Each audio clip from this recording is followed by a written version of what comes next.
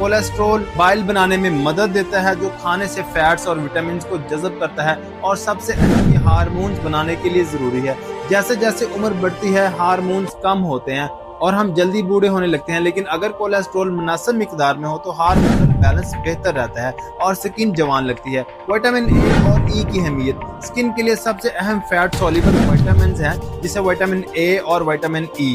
Vitamin A ये collagen और elastin बनाने में मदद करता है, जो स्किन को नरम, हमवार और जवान रखते हैं, और ये हमें मिलता है पत्तेदार सब्जियों से, जैसे कि पालक, साग, पुदीना, मछली के तेल, बटर, देसी अंडे और असली चीज से। विटामिन ई ये स्किन को ऑक्सीडेशन और धूप के नुकसान से बचाता है, को रोकता है और हार्मोन्स को बैलेंस रखता है। ये मिलता है जैतून के तेल, बादाम, अखरोट, बीजों और सब्ज सब्जियों से।